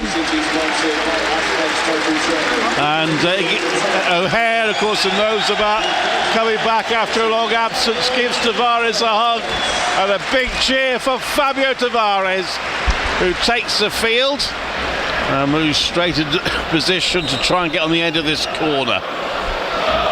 Might be his last game for Coventry for a while, because Mark Roberts has indicated he might send him out on loan. Here's Eccles with the corner. It's headed away at Bidwell with a shot, but that's screwed well wide. Well, let's see where they play and what they do, because a number of options. They've got 2 strikers on, so could play a little bit of a diamond. Casey Palmer, I think, will flit over to the right-hand side. It looks like Palmer's gone into the middle, actually, into O'Hare's position, perhaps, with Tavares on the right and De Silva on the left. Okay, I can see that. That's decent formation. De Silva getting more and more opportunity recently. He's in front of his ball down that left-hand side. Gives them a nice little balance, and it's worked fairly well in recent weeks. It'll be interesting to see how much they do this between now and the end of the season. definitely see the advantages when Coventry are in front, because you've got two natural defensive left-siders there that can cover gaps. They know how to do that. I don't think they'll particularly need it this afternoon, but they may need it quite a number of times in the Championship if they get in front. Tyler Goodrum and James Henry on for Oxford United. Rodriguez is one of the players off. He's on a yellow card. Makes some sense from an Oxford point of view, because the yellow card isn't a problem. If he were to get his second, then he would miss the next league game. But James Henry, veteran, has suddenly break down the right. It's Tavo. Tavares breaking down the right. As a player who's not played for a year, he just lost control of it and it rolled out for a goal kick. Right, okay, that reminds me of Callum Wilson. That was one of his first touches he ever had for a first team. It was an FA Cup tie. The ball was played down. People realised just how quick he was, and I think he put it out of touch as well. So that's an omen for the young boy. He's going to have as good a career as Callum Wilson's had. That was testing my memory. 4-1 the Sky Blues lead, and looking very relaxed in this FA Cup tie. Oxford trying to... they've just given it away cheaply, and it's come to Casey Palmer outside the penalty area. He's trying to find room for a shot, can't quite find it, so he lays it off into Silver, who's offside. Well, he shouldn't be, and listen, you've just got to swing your left foot if you're Casey Palmer there. I mean, he's having a brilliant afternoon. Just swing it. I mean, it might go through somebody's legs, it might ricochet to somebody else. Take a chance. Well, pretty good crowd really, 18,211. Bearing in mind, of course, season ticket holders only count if they buy a ticket for this one. No, I don't think you can complain with that for third round day, can you? Absolutely. They've responded to Mark Robbins' goals. I'm interested how many did. I suppose we'll never know. It's Ben Sheaf, plays it back to Louis Binks, gives it to Bidwell. I think Matty Godden's just been called over. He's going to come on for the Sky Blues. Here's Casey Palmer, lays it off to De Silva on the left. Back to Eccles. Coventry City 4, Oxford 1. It is now Sunderland 0, Newcastle 2. Alexander Isak. And Millwall 1, Leicester 3. Thomas Cannon. Wimbledon still 2-1 down against Ipswich. At Wimbledon they've had Harry Pell sent off in that game. Well, they're due a defeat, Leicester, aren't they? Yeah, it's not going to be today, so hopefully it'll be next week. But yes. Yeah, it will be nice. Here's Bidwell for De Silva, back to Bidwell, who's just runs into trouble, but Palmer's won it back again, and then Oxford get it. Oxford not really doing very well at keeping the ball at the moment. They're giving it away again. It's time to Palmer. Slides it through to Sims, who just tried to lift it over the keeper, but the keeper, Simon Eastwood, made himself big. Makes the block. It's a corner. Well, it's just not going to go in for Sims, is it? That's another, good save actually from the goalkeeper. He just took the ball a little bit too close to it. He actually had to flick the ball over the goalkeeper a little bit earlier than he did. He let the ball roll just a couple of circumferences too far. That's how exact you've got to be in the game these days, and it allowed Simon Eastwood just to get there a little bit close to the ball and block it as he lifted. There's Eccles then to take the corner on the left hand side. Right footed ball towards the middle, and Thomas got his head to it, couldn't head it forward though. It was a good delivery from Eccles, but Oxford get it out of the penalty area. And here's Eccles again to De Silva. Return ball for Eccles, who now feeds Latabodi. Yeah, he goes for the shot, which is deflected. The deflection looked like it might take it in at one point, and so it takes it out for another corner. And why not have a go from there? Matty Godden will come on for Coventry City. I imagine it'll be Ellis Sims. It is. Ellis Sims gets a good round of applause. No goals. I suppose as a striker he had a chance if he'd claimed the penalty, but he let O'Hare take that, and he leaves the field to be replaced by Matty Godden. But a good round of applause for Ellis Sims. He's had a good game. He did brilliantly for Coventry's second goal when she scored. The turn, you've got to have a look at it on video, anybody who's listening. You know, the way he receives the ball, there's no danger. He just turns the man, gets to the byline. Brilliant ball into Sheaf, and it's almost got please score from. So he's done a lot, but still in front of goal. Those goals are evading him, aren't they? Eccles makes a signal and gets the corner in, and that one is easily claimed by Eastwood. enough bodies there. Somebody should be blocking him. He shouldn't be able to come and take it from there. The goals from Joe Latabodiere, Ben Sheaf, Casey Palmer, and the penalty from Callum O'Hare. The Sky Blues leading 4-1. Oxford's goal coming from Mark Harris as they play the ball down the left wing, looking for a rare attack. They don't get very far. It's played back to his keeper by Thomas. Return Wilson to Thomas. Forward to Sheaf. Plays it over the top for Godden to chase. Straight to the hands of the keeper. Yeah, wrong club in the hand there. I mean, he's played like a 5-iron, hasn't he, to Godden, which means it's going to skip on. He's got to play a little bit more an 8-iron, so just a little bit of backspin. Godden then might be able to get on that ball. As a goalkeeper, is Ben Wilson thinking now, come on, just lose concentration a bit, team, and let them have a couple of shots so I can make a couple of spectacular saves. Here's Palmer. Quite sure, I think he was aiming for Tavares there, but he's overhit it. Question, there was many games I played where I thought, come on, have a shot on goal. I've trained all week for this game. But, I mean, sometimes, they have those shots on goal and they fight and they go in, so you do have to be careful. But yeah, it can be frustrating as a goalkeeper when you stand there for 90 minutes, have very little to do, you've probably let a goal in or, whatever, and you just think, God, I didn't have a chance to impress. Oxford United with Stevens, plays it back to his keeper Eastwood. I suppose it's a little bit like a striker that doesn't get any service. Yeah. Headed away by Thomas. Oxford collects with McGueen. I do recall one pre-season friendly. I think it was Simon Moore played the first half and Ben Wilson played the second. Moore didn't have a thing to do in the first half. Second half, Wilson was flinging himself all over the place making saves. Yeah. Here's Wilson, finds Sheaf, who turns, plays it right to the right wing for Tavares. Fabio Tavares has won the free kick. Just deduced. Good room to pull him. Fabio Tavares has come down that right hand side.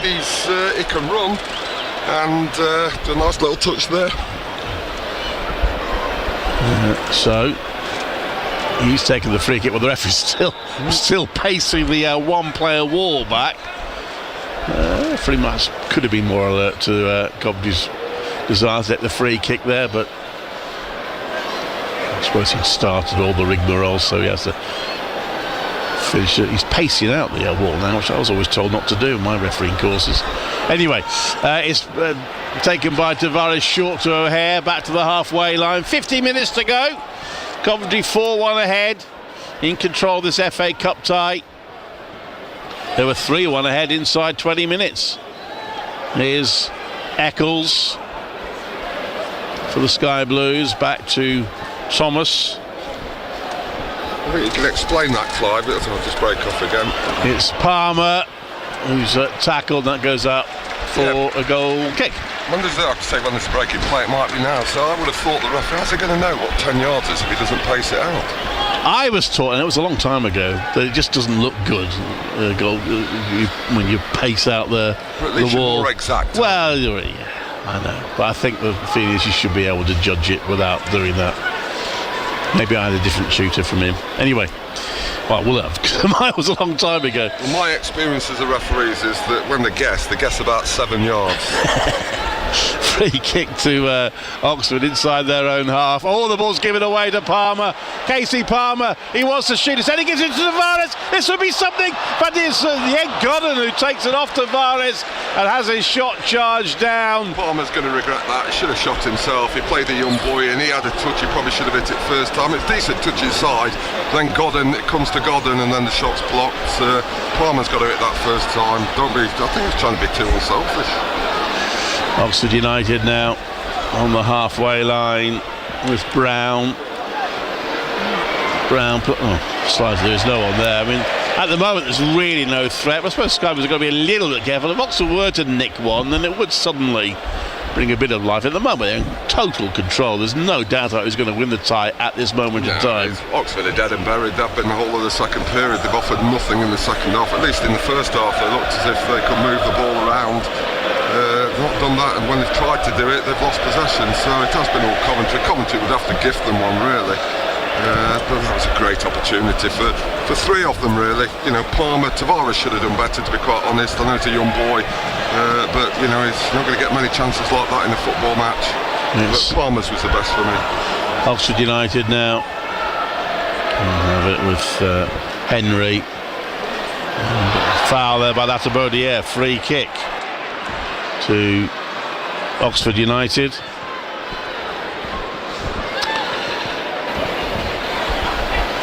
Sky Blues looking to make it to the fourth round, which they did 2 years ago. The last real cup run they had of any great substance was in their League 2 season when they beat Premier League Stoke here on the way to the last 16.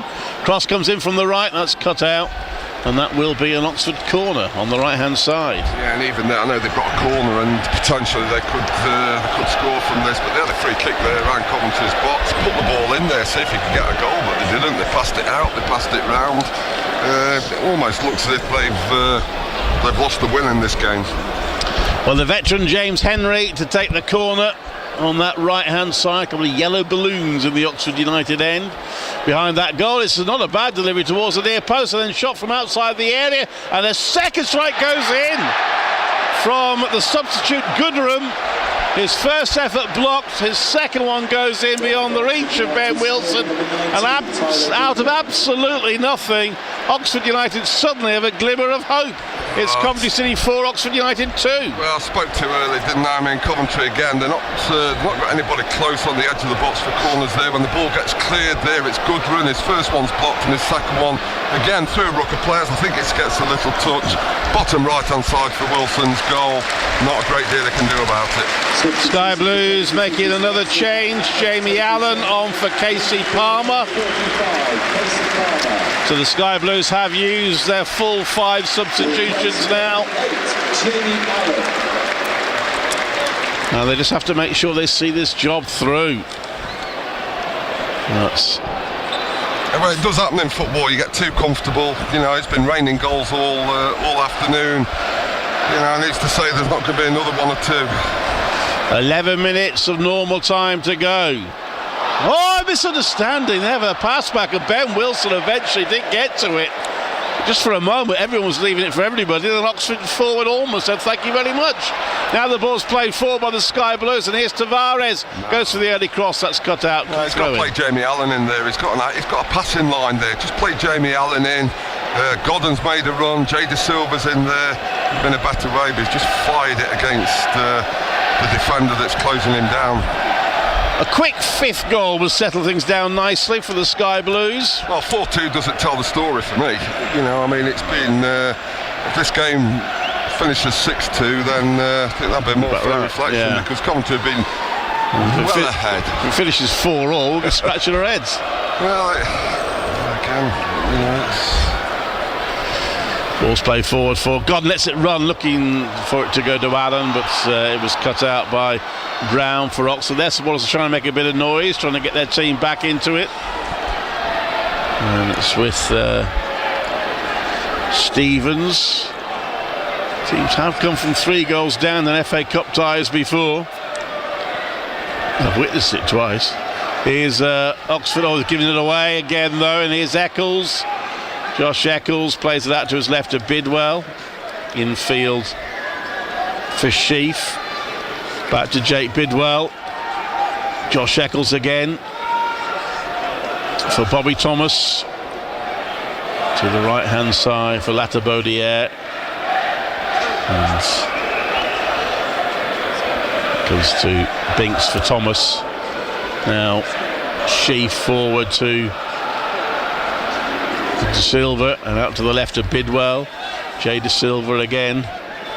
Coventry City keeping possession comfortably. 8.5 minutes of normal time to go. Morstead forward for Allen, who tried to touch it to Tavares. It rather hits Tavares, who recovers well and gets it back to Allen, who exchanges passes on that right hand side with Latabodiere, and the ball is back into the Sky Blues half. Sheaf forward for De Silva. Ben Sheaf, who's been captain throughout the afternoon. No opportunity for Liam Kelly to get on the pitch. At least he did return to the matchday squad for this one. It's now in the middle to Eccles. For Godden. To Latabodiere. He cuts inside, gives it to Eccles. Forward to Allen. Latabaudiere and Sheaf, and now out to the right again. Sky Blues pass it around patiently, resting control back in the game, so they had incomplete control. A bit of a shock to the system to concede that goal. Here's Sheaf now, short pass out to the right for Latabaudiere, who's back to his keeper Ben Wilson. He'll be a bit fed up conceding 2 goals. He's one game of this. I suppose the thing for Ben Wilson is if he can get them into the 4th round, he probably gets another game. Heckles plays it 4 for Allen. Jamie Allen slides it through for Tavares.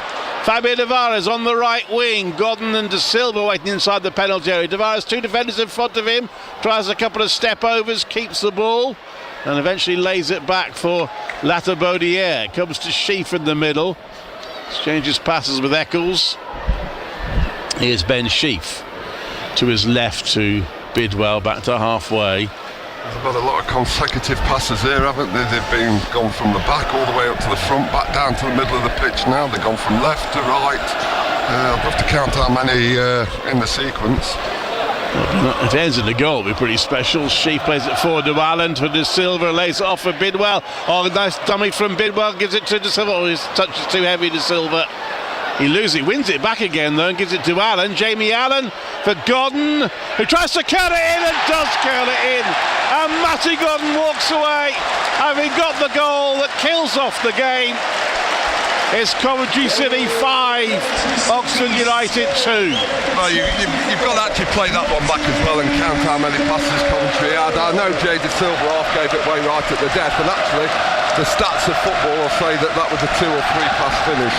But it goes beyond that. Coventry have been everywhere on the pitch there without Oxford virtually getting a touch. Fantastic passing, calm, patient, waiting to open up, and then when they find an opportunity, clinically finished by Matty Godden. Al Sims wish he'd got an opportunity like that. Well, just the way celebrated in inverted commas that goal suggests to me that he might be a little bit irritated about some of the criticism he's taken from certain quarters. Well, I'm going to reiterate what I said. The possession play prior to it was just absolutely brilliant. It's possession play with a purpose, and that's the type of things you work on for a long time. If Manchester City score that goal, you say it's a work of wonder. It was that good. It was that patient for me. Also making their last substitution, Gatlin O'Donkor is on. Martin Winch, looking forward to the 4th round draw now. Yeah, I think we can relax and wait for Monday evening now. What's it, 5-2? Couldn't we before? But it's just been, I don't know whether Mark Robbins will have learnt anything about his players, because it's been a kind of procession in this second half in terms of the chances created. At times Coventry have tried to walk it in, Oxford have given away possession. Just looking at the stats, Coventry are well into the mid-20s now, I think, with shots. 25 shots to Oxford's 4, 10 of which have been on target. So they have been testing the keeper when they haven't been scoring. It's just been an all-round quality display from Coventry, who I just don't think were ever put under the cosh by the opposition. Oxford trying to respond. Well, there's a mishit shot there from Mills straight to the keeper. I suppose it shows how far the Sky Blues have come. They won the League One title the last time they were in League One, and I know the FA Cup is different, but I don't remember any of the games that season being as straightforward as this one. Well, no, the most interesting things I'll look for at the end of the game is what the opposition manager Buckingham says about Coventry. Because for me it looks like a big gulf in the quality of the players. Oxford are a decent side, by the way. They try to do things the right way, but you've noticed even in possession, they will get through teams in Division 1, but they've not been able to do it against Coventry. The one real disappointing thing is so far they've conceded 2 goals, which were avoidable. And, that's, I'm not saying it's a blemish because the performance has been good, but they shouldn't be conceding those 2 goals against a team like this. Not with the quality of play that they've produced. As far as I can tell, first time they've scored 5 here since they beat Bury 6-0 in 2016. They're going for a 6th now as Tavares outside the penalty area. He runs into trouble, has it taken off him.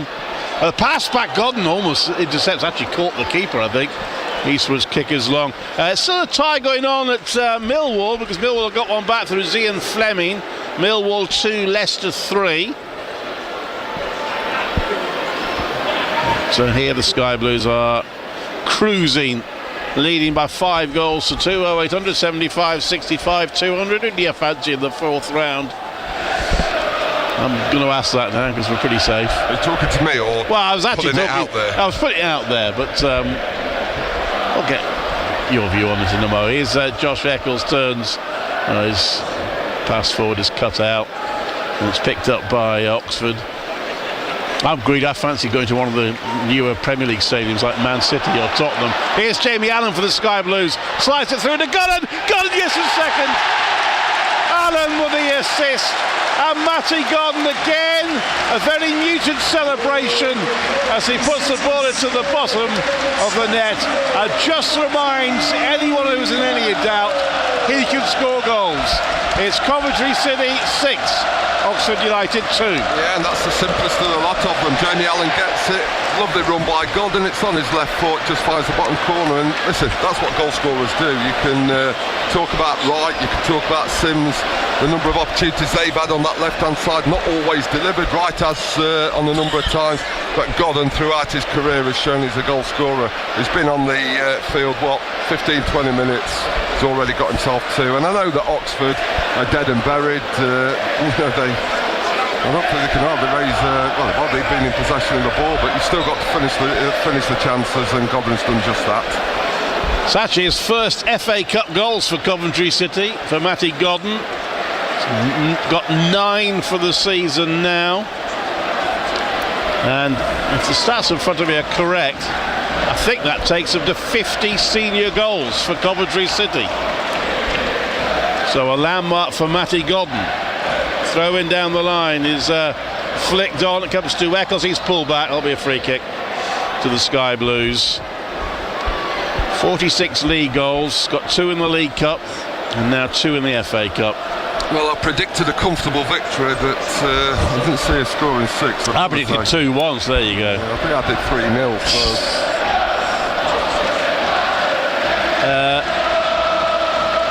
It's a cruise for the Sky Blues, in contrast to the last 3rd round tie. As the ball's played over the top, Godden wants a hat-trick now. He has it on the left-hand side. Tell you what, if they get another penalty, I know who's taking it. I'm thinking Chester 7-2 in the League Cup many years ago. Here's Godden, shot charge down. I seem to recall they put 8 past someone in the League Cup not so long ago. Probably early this century as Ben Sheaf quits a foul. Gets a rather soft yellow card there, Ben Sheaf. Maybe a little unlucky. And he's got to be careful he doesn't get another one in the closing minutes, but also it doesn't mean if he were to get one in the next round, he would then be ruled out. Am I getting ahead of myself? He was ruled out for the last 16 tie. Anyway, it's a free kick to Oxford, just inside the Sky Blues have just the 3 minutes of stoppage time to be played. Often see referees do that. If the game is done and dusted like this, they don't necessarily go for every minute of stoppage time that they might normally do. And Oxford have it with McGuinn out to the right for Mills. Plays it back to McGuinn. They'll be concentrated back on the lead. They've got Carlisle next, I think. Here there's a chance for them here, though, and a good save from Ben Wilson to deny Stanley Mills. And Wilson's actually stayed down. He got caught there late, I think. He's waving his hands. He wants treatment, but a good save from Ben Wilson. We'll be pleased about that opportunity, Oggy. Well, I'm pleased about it as well. Just break off. Because Oxford are coming again. They've still got a player on the ground. Shot comes in and he makes another save. Ben Wilson tips one round the post for a corner. Well, the first one was better than the second one, and Mills is hurt here, so I'm feeling for him a little bit because he stayed down. He was the one that had the shot. But it's a really good save, that first one. Again, Coventry opened up too easily to say that they've had such control of this game, and Wilson making a really smart save down to his right-hand side. And trust me, as a goalkeeper, he will be delighted. He'll feel like he's contributed something in this game rather than just picking the ball out the net the 2 times that he did. Really smart save down to his right-hand side, and it's prevented Coventry conceding 3. Have they done that? When's the last time they did that at home?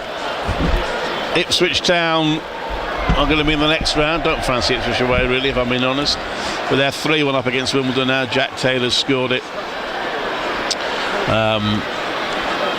but still at the moment have a non-league team heading through the fourth round, because Maidstone still leads Stevenage by a goal to nil. There's a stretcher on for Mills. I'm not quite sure what happened. He got the shot in. Whether he got caught or whether he twisted something, I'm not too sure. I don't think he was tackled. I think because he's hit the ball, he's twisted his knee or his ankle or something like that. But it looked bad. He was banging the floor. He didn't get up when the ball was over the other side of the pitch. Yeah, I just hope it's not as bad as you first fear. Mason 1, Stevenage 0, then going into stoppage time. Still Millwall 2, Leicester 3, and a slightly later kick-off. Newcastle still 2-0 up at Sunderland. And the game's over. This is one of those instances where the referee should be able to go to the manager, the opposition manager, who's down, and say, look, can I just blow up now? And I'm sure he'd agree. Yeah. Because this could be a 3, 4, 5 minute delay. In League One, by the way, Derby now 3-1 up against Fleetwood. Harrogate 1, Doncaster 1 in League 2. Here, Sky Blues leading by 6 goals to 2. 3 goals each half. Joel Latabaudiere, Ben Sheaf and Casey Palmer in the first. Caliber Hare penalty, and then 2 from Matty Godden in the second. And Sky Blue, Oxford have got 1 each half as well. There's been a symmetry about the 2 halves. They're both 3-1 to Coventry City. The Sky Blues do have a set piece to defend once Mills is stretched off. Unfortunately for him, that'll be a disappointment for manager Des Buckingham, who won't want injuries out of his league campaign. So they've got Carlisle next, so hoping to at least make the playoffs in League One. And you were asking me earlier who I fancied in the next round, weren't you? A home tie against a team, not a Premier League side, a team lower down that we should win. Maidstone. A bit like this. Maidstone at home. We'll go for that. Yeah, that'll do me.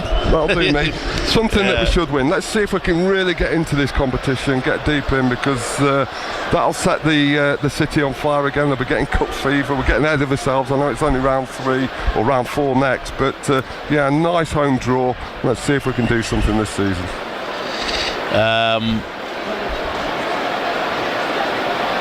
Still receiving treatment here, Stanley Mills, which is unfortunate for him. And also waiting to take a corner. Slightly awkward one for the Sky Blues to keep their concentration. You can have your say to Steve Grizovic on 0800 75 65 200.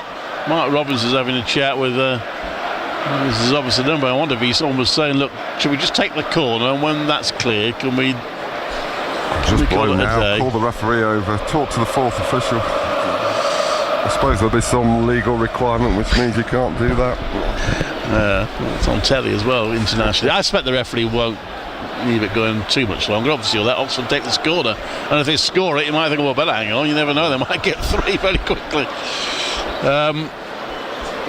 Anyway, let's just hope that Stan Mills is okay. It has finished Wimbledon 1, Ipswich 3, so Ipswich joins Spurs into the 4th round, and Fulham. Last time the Sky Blues got the 4th round, of course, they were drawn away to them Premier League Southampton. Actually gave a pretty good account of themselves that day, took the lead through Stevie Grizovic and forced it into extra time. An away tie against the Premier League team, of course, would result in them having VAR. Leicester are through as well. It has finished Millwall 2, Leicester 3. Well, we're good with VAR, aren't we? It certainly helped us at Wembley against Luton. Well, it did. A number of times. Jonathan Panzo, I think they had an offside goal chalked off with VAR, didn't they, in the first half? Anyway, Mills has got his hands on his head, and that's a sad sight. Let's hope it's not as serious as it looks, but it looks like he might have done some ligament damage or something there. We wish him well. At the end of it all, it's going to be a corner for Oxford. It's headed towards goal by the substitute O'Donker. He was leaning back, couldn't get any power behind it, and is out harmlessly for a goal kick. 0800 75 65 200, text 81333, slightly message CWR, tweet us at BBC CWR Sport.